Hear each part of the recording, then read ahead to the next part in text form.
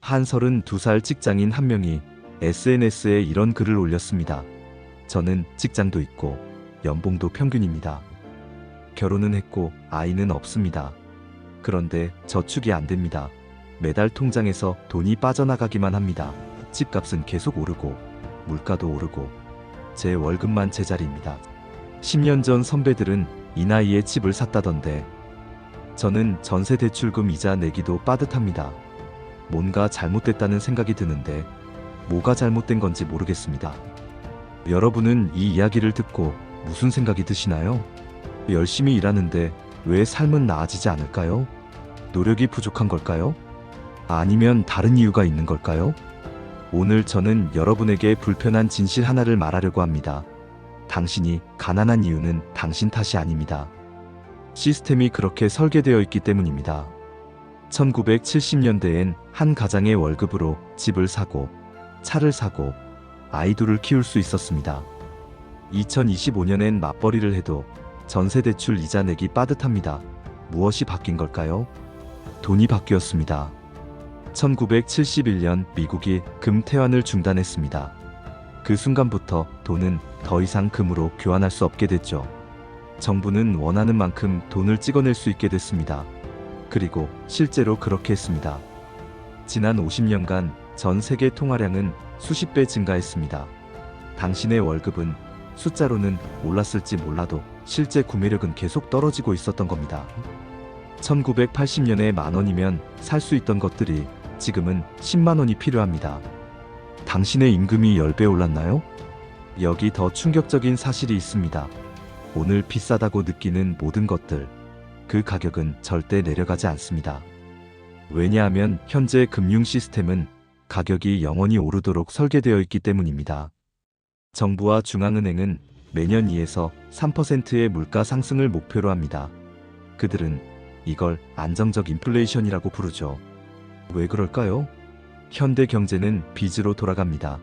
정부도 빚을 지고, 기업도 빚을 지고, 개인도 빚을 집니다. 그리고 물가가 오르면 빚의 실질 가치는 줄어듭니다. 10년 전에 진 1억 원의 빚은 물가가 2배 오르면 실질적으로는 5천만 원의 부담이 되는 겁니다. 그래서 그들은 절대 물가를 내리지 않습니다. 물가가 내려가면 빚의 무게가 무거워지고 부채 기반 경제가 무너지니까요. 2008년 금융위기 때를 기억하시나요? 경제가 무너질 것 같자 각국 정부는 무엇을 했습니까? 수조 달러를 찍어냈습니다. 2020년 팬데믹 때는요? 또 수조 달러를 찍어냈습니다. 그 돈은 어디로 갔을까요? 먼저 자산 시장으로 갔습니다. 주식, 부동산, 금의 가격이 폭등했죠. 자산을 가진 사람들은 더 부자가 됐습니다. 자산이 없는 사람들은요? 그저 물가만 올라간 걸 체감했을 뿐입니다. 이게 바로 부의 양극화가 심해지는 이유입니다. 돈을 찍으면 자산 소유자가 먼저 혜택을 봅니다. 노동으로만 사는 사람들은 나중에 오른 물가만 감당하게 되죠. 여기서 질문 하나 드리겠습니다. 그렇다면 우리는 어떻게 해야 할까요? 어떤 사람들은 말합니다. 더 열심히 일하세요. 부업을 하세요. 커피값을 아끼세요. 하지만 그것만으로는 부족합니다. 왜냐하면 당신이 버는 속도보다 돈의 가치가 떨어지는 속도가 더 빠르니까요. 당신이 달리는 러닝머신의 속도가 점점 빨라지고 있는 겁니다. 당신은 더 열심히 뛰고 있지만 앞으로 나아가지 못합니다. 1976년 오스트리아의 경제학자 하이에크는 이렇게 말했습니다. 정부가 화폐 발행을 독점하는 한 우리는 자유로울 수 없다. 50년이 지난 지금 그의 말이 현실이 되고 있습니다. 하지만 2009년 무언가 새로운 것이 탄생했습니다. 정부가 통제할 수 없는 화폐, 누구도 마음대로 찍어낼 수 없는 화폐, 수학과 코드로 보호되는 화폐가 나타난 겁니다. 바로 비트코인입니다. 비트코인의 총량은 2100만 개로 제한되어 있습니다. 절대 늘어나지 않습니다. 누가 대통령이 되든 어떤 은행이 파산하든 비트코인의 총량은 변하지 않습니다. 2010년에 1만 비트코인으로 피자 2판을 샀던 사람이 있습니다. 그 1만 비트코인은 지금 1조 원에 가깝습니다. 피자를 먹지 말았어야 할까요? 아닙니다. 중요한 건 방향입니다. 가치가 떨어지는 자산에서 가치가 오르는 자산으로 옮기는 것. 그게 전부입니다. 물론 쉽지 않습니다.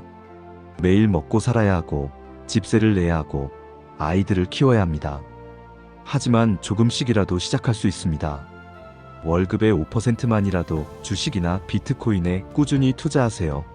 떨어질 때는 공격적으로, 올라갈 때는 조금씩 분할 매수하세요. 처음엔 작아 보일 겁니다. 하지만 10년 후에는 당신의 선택을 감사하게 될 겁니다. 권력자들은 당신이 이걸 모르길 바랍니다. 그들은 비트코인은 투기다, 위험하다, 범죄에 쓰인다라고 말합니다. 하지만 그들 자신은 무엇을 하고 있을까요?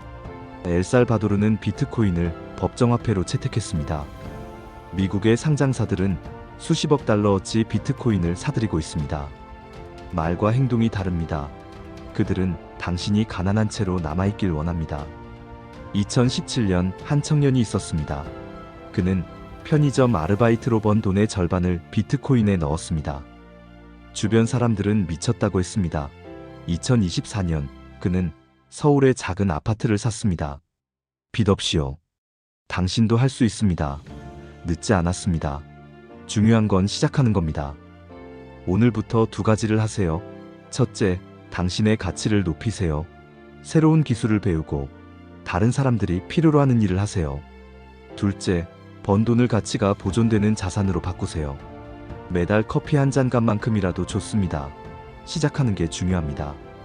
현재의 시스템은 당신을 위해 만들어지지 않았습니다. 하지만 당신은 그 시스템 밖으로 나갈 수 있습니다. 러닝머신에서 내려오세요. 당신의 시간과 에너지를 가치가 떨어지지 않는 곳에 저장하세요. 10년 후 당신은 오늘의 선택을 감사하게 될 겁니다. 당신은 선택할 수 있습니다. 시스템의 희생자로 남을 것인가? 아니면 자유를 향해 걸어갈 것인가? 답은 당신의 손에 있습니다. 지금 바로 시작하세요.